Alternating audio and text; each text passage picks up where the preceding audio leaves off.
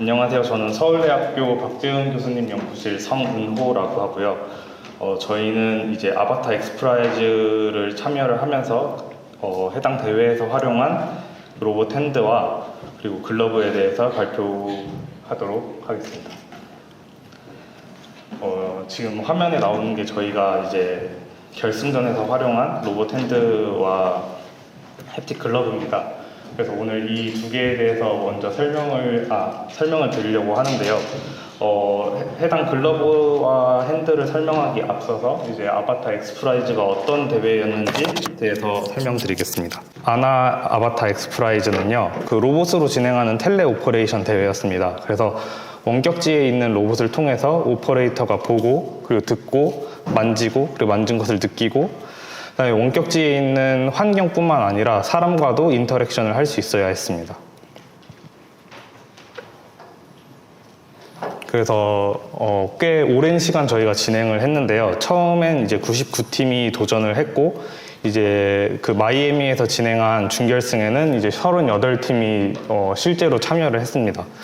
그 다음에 이제 거기서 자격이 주어진 15팀에 대해서 2022년에 캘리포니아에서 결승전을 진행을 했습니다. 이제 지금 보시는 게 저희 대회 환경, 준결승 때 환경인데요. 원격지에 있는 로봇, 그리고 그 원격지에 있는 로봇과 상호작용하고 그 로봇을 평가하는 저지가 하나 있었고요. 그다음에 오퍼레이터라고 아예 완전 다른 공간에 로봇을 조정하고, 그리고 로봇이 본 것을 함께 보고 같이 느끼는 이제 오퍼레이터가 있었고요.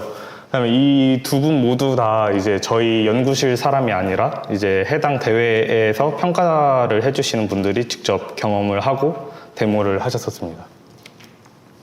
영상을 간단하게 보시면 사람이 움직임에 따라서 이제 로봇도 같이 움직이고, 그리고 서로 대화도 하고 상호작용하는 것을 보실 수가 있습니다.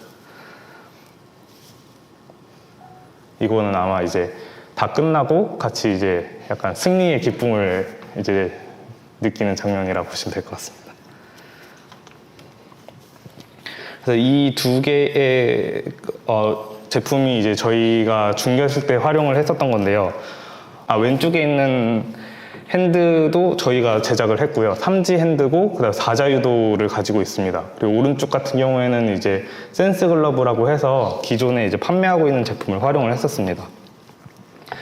근데 저희가 이제 그 결승전에 다시 글러브를 만들고 핸드를 제작한 이유는 이제 물론 저희가 미션을 정확히 알고 있진 않았지만 아무래도 결승전 때는 더 어려운 미션이 나올 것이다. 그래서 더 무거운 물체를 핸들링하고, 그 다음에 더 튼튼해야 되고, 그 다음에 어떻게 보면은 더 정밀한 도구들을 활용할 수 있어야 될 것 같다라고 해서 이제 그 결승전을 위한 핸드를 개발을 하였습니다. 그래서 먼저 핸드에 대해서 설명드리겠습니다. 그 이름은 SNU 아바타 로봇 핸드라고 이름을 지었고요. 첫 번째로는 이제 튼튼해야 한다고 생각을 했습니다. 그래서 실제 그 미션에서도 레버 내리기 미션이 있었는데, 레버가 이제 엄청나게 높은 스프링 상수를 가지고 있는 이제 레버여서 되게 힘들었습니다. 그리고 핸드가 그 레버를 내려야 하기 때문에 상당히 튼튼해야 했어야 하고요. 그다음에 도구를 다룰 수 있어야 했기 때문에 기존의 4자유도보다 조금 더 높은 자유도로 접근을 해보자. 그 다음에 모든 핸드의 경우 이제 휴머노이드 로봇에서 말단 장치로서 항상 역할을 하기 때문에 환경과의 의도치 못한 충돌, 그 다음에 혹시라도 물체를 잡을 때 이제 접촉 면적을 늘려주기 위해서 컴플라이언스 하면 좋겠다, 이렇게 판단을 하고 개발이 진행되었습니다. 그래서 보시는 것과 같이 이제 4지 핸드고요. 가운데에 있는 약간 이제 투명한 손가락은 이제 엄지손가락의 움직임을 보여드리기 위해서 이제 있는 손가락입니다. 그래서 총 4개의 손가락이고, 이제 그 손가락 모듈 하나마다 2자유도씩 저희가 배치를 했습니다. 그래서 플렉션 이스텐션을 구동하는 하나의 액추에이터와 AA 조인트를 AA 움직임을 구성하는 하나의 액추에이터 해서 총 2개의 액추에이터가 각 손가락마다 있고요. 전체적인 무게는 이제 800g이 조금 넘고, 그 다음에 이제 최대 잡을 수 있는 물체의 지름은 160mm 정도라고 보시면 될 것 같습니다. 기본적으로는 알루미늄으로 저희가 제작을 했는데 앞서 말씀드린 것처럼 이제 좀 튼튼하고 이제 무거운 물체를 들어야 하는 부분에 있어서 이제 그 구조적으로 취약한 부분들이 당연하게 생기더라고요. 그래서 그 부분은 저희가 스틸로 대체를 했고, 이 외에 이제 강한 힘이 필요하지 않는 부분에는 이제 3D 프린트한 컴포넌트들을 활용을 하였습니다. 그 다음에 이제 손가락마다 이제 마디마디에 이제 실리콘을 적절히 배치를 해서 이제 물체와 접촉했을 때 그 마찰기스를 늘려주기 위해서 저희가 구성을 해보았습니다. 앞서 말씀드린 것처럼 이제 모듈러 디자인이라고 말씀드렸는데요. 4개의 손가락이 다 같은 디자인을 갖고 있습니다. 그래서 그 모듈에 대해서 설명을 드리면 이제 전반적인 구성은 이제 사람과 최대한 비슷하게 제작하려고 노력을 했습니다. 그래서 사람과 동일하게 3개의 마디를 가지고 있고요. 그다음에 플렉션, 익스텐션 움직임을 일자유도로 그러니까 하나의 액추에이터로 구성하기 위해서 이제 포워링 키지들을 여러 개를 활용을 했습니다. 모듈 구성을 조금 더 분해해서 확인을 해보면, 먼저 이제 플렉션 익스텐션을 구성하는 액추에이터는 이제 다이나믹 셀이고, 리드 스크루를 이용을 해서 회전 운동을 이제 직선적인 움직임으로 이제 재구성하였습니다. 그래서 이 리니어한 움직임을 링크에 배치를 했고요. 두 번째로 이제 탄성체를 이용을 해서 컴플라이언스한 움직임을 구성을 하려고 했는데, AA 조인트에는 이제 타이밍 풀리를 활용을 했고, FE 움직임에 있어서 여러 가지 이제 그 포바 링키지들이 구성이 되어 있는데, 그 중에 하나의 링크를 이제 한쪽으로만 늘어날 수 있는 스프링을 포함한 이제 구조물로 대체를 해서 컴플라이언스한 움직임을 컴플라이언스하게 움직일 수 있도록 하겠습니다.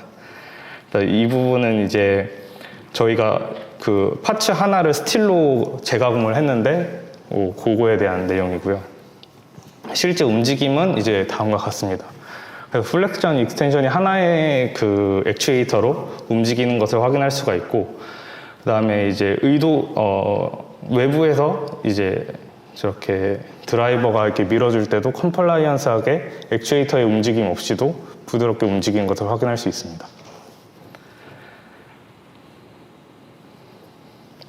그래서 이제 핸드에 대해서 마지막으로 이제 FE 움직임을 하나로 묶어주는 링키지에 대해서 설명을 드리겠습니다. 총 3개의 링키지 구성을 이용을 했고요. 첫 번째 링키지 구성은 이제 액추에이터와 첫 번째 조인트를 연결해주는 역할입니다. 그래서 앞서 언급드린 것처럼 리니어 액추에이터가 삼각형의 하나의 변을 담당을 해서 그 길이가 변화함에 따라서 이제 삼각형의 모습이 바뀌고, 그거에 따라서 이제 조인트의 각도가 바뀌게 됩니다. 두 번째 포바 링키지는요, 그 첫 번째 조인트와 두 번째 조인트를 연결해 줍니다. 그러니까 MCP 조인트와 PIP 조인트가 연결이 되고요. 그 다음에 4개의 링크 중에 하나를 앞서 말씀드린 이제 한쪽으로만 늘어날 수 있는 구조물로 대체를 해서 아까와 같은 앞서 보여드린 이제 컴플라이언스한 움직임을 구성을 했고요. 마지막으로는 이제 두 번째 조인트와 세 번째 조인트를 연결해주는 파란색 링키지 구성으로 되어 있습니다. 그래서 전반적으로 다시 보시면은 다음 그림과 같이 이루어져 있습니다. 결과물이고요. 이렇게 나름 되게 상당히 잘 움직이는 것을 확인할 수 있고, 그 다음에 이제 오른쪽에 있는 영상은 이제 저희 핸드의 꽤 장점이라고, 대회에서 보였던 장점이라고 생각을 해서 갖고 왔는데요. 이제 중지와 약지 그리고 엄지로 드릴을 쥐고, 검지로 따로 운용을 해서 이제 드릴을 껐다 켰다 이렇게 하면서 필요에 따라서 이제 움직이면서 이제 저렇게 나사까지 자연스럽게 빼는 모습을 보여주었습니다. 다음은 이 핸들을 움직이기 위한 이제 글러브에 대해서 설명을 드리려고 하는데요. 이 글러브 같은 경우에는 최우선 목표는 저희가 그 로봇손이 먼저 완성이 되고 글러브를 제작했기 때문에 이미 만들어진 로봇손을 잘 움직여 보자. 그 다음에 햅틱 피드백을 주자. 그 다음 사용자가 최대한 편하게 하자. 이렇게 3개 정도로 목적을 잡았고요. 그래서 이거를 이제 달성하기 위해서 저희는 이제 2번째 마디에 햅틱 글러브를 설치하는 방식으로 접근을 했습니다. 이렇게 했을 때 손가락 끝에 있을 때보다 사람들이 착용감에서 더 안정감을 느끼고요. 그 다음에 손끝에 추가적인 햅틱 피드백을 위한 모듈 혹은 애드온을 설치할 수 있다는 장점을 갖고 있습니다. 그리고 실제 대회에서는 저희가 진동자로 거칠기에 대한 피드백을 주었었고요. 힘 피드백을 위해서는 정갑에 적합하도록 SEA를 조금 변형해서 응용을 해보았습니다. 전반적인 모습은 아까 보셨던 것과 같고요. 앞서 핸드랑 동일하게 이제 손가락마다 모듈 디자인을 이용을 했습니다. 그래서 그 핸드와 구성을 완전하게까지는 못했지만 보시는 것처럼 AA 그 움직임을 만들어주는 조인트를 이제 사용을 시켜서 만들었고요. 이렇게 했을 때 이제 나중에 또 말씀드리겠지만 매핑할 때 상당히 편했습니다.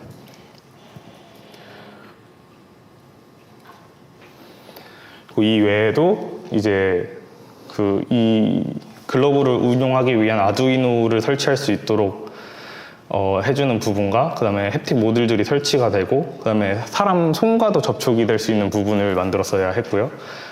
그 커넥션 포인트 그 햅틱암이라고 해서 저희가 이제 햅틱암도 활용을 했는데 해당 햅틱암과 이제 연결되는 부위까지 이렇게 역할을 하게 됩니다. 그러면 이제 그 모듈에 대해서 설명을 드리겠습니다. 이렇게 생긴 동일한 모듈을 4개를 활용을 해서 글러브를 제작을 했고요. 해당 모듈에는 4개의 조인트가 있습니다. 그래서 하나는 AA 움직임에 두었고요. 나머지 3개는 FE 움직임을 구성하는 데 활용을 하였습니다. 그리고 센서 같은 경우에는 조인트에 모두 다 둔 것이 아니라 그 맨 마지막에 있는 조인트에는 이제 센서를 활용하지 않았습니다. 저희가 불필요하다고 생각을 했고요. 그리고 센서는 굉장히 저렴한 그 가변 저항을 활용을 하였습니다. 그리고 이제 햅틱 피드백을 위해서는 이제 저희가 액추에이터를 하나 선정을 했어야 했는데요. 구하기 쉬운 서버 모터를 이용을 해서 이제 햅틱 피드백을 주기 위한 액추에이터로 활용을 하였습니다. 그래서 햅틱 피드백의 간단한 원리는 정말 간단한데요. 평소에 이제 햅틱 피드백이 필요 없을 때는 이제 굽혀질 때에 따라서 그 텐던도 같이 늘어나면서 사람 손 움직임을 따라 하게 됩니다. 그래서 힘을 주지 않게 되고요. 저 빨간색 부분만은 이제 저희가 탄성체, 저희는 실제로는 스프링을 이용을 했는데 그 친구가 늘어나지 않아서 힘이 걸리지 않도록 이제 구성을 하였습니다. 그러다가 혹시 이제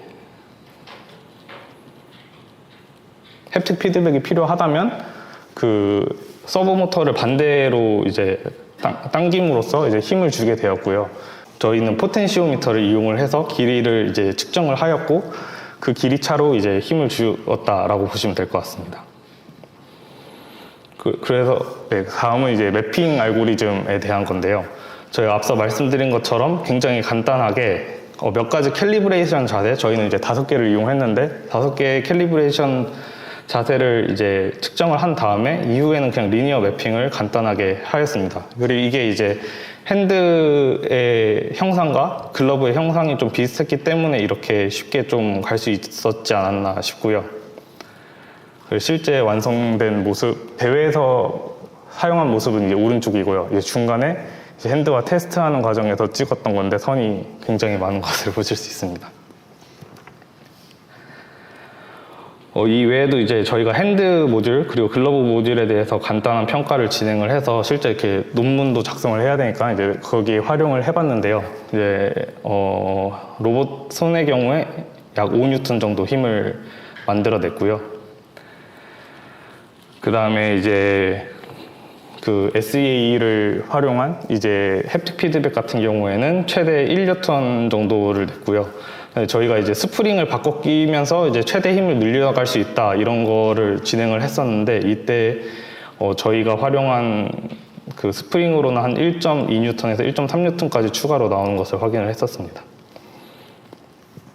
그 다음에 이제 저희가 중간 마디에 설치를 한다고 말씀을 드렸는데, 이것을 그래서 로봇을 활용하기 위해서는 그 햅틱 글러브를 다양하게 활용하기 위해서 이제 손끝 위치도 알 수 있어야 했기 때문에 이제 그 PIP 조인트와 DIP 조인트의 움직임 비율, 그 다음에 이제 그 손가락 마디 비율 등을 이용을 해서 그 맨 손가락 끝의 위치를 이제 추정하는 알고리즘도 간단하게 구현을 했었었고요.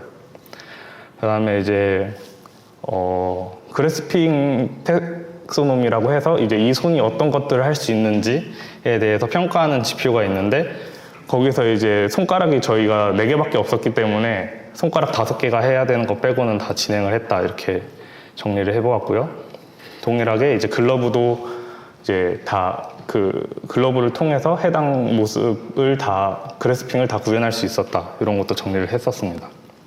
실제 대회에서는 저희가 그 추가적인 모듈을 설치할 수 있다, 손끝에 이렇게 말씀을 드렸었는데, 로봇 손끝에 이제 FT 센서와 그 다음에 햅틱 글러브 끝에는 이제 그 진동 모터를 이용을 해서 간단하게 구성을 해서 실제 대회에 나갔었고요. 실제 대회에서 모습은 다음과 같습니다. 그래서 왼쪽 상단에서 이제 햅틱 암과 햅틱 글러브를 통해서 이제 로봇 손을 조정하는 모습을 보실 수 있고, 대회에서도 이제 드릴을 아쉽게 성공시키지 못했겠지만 드릴 운영 자체는 이제 성공을 했었습니다. 네. 네, 여기까지입니다. 감사합니다.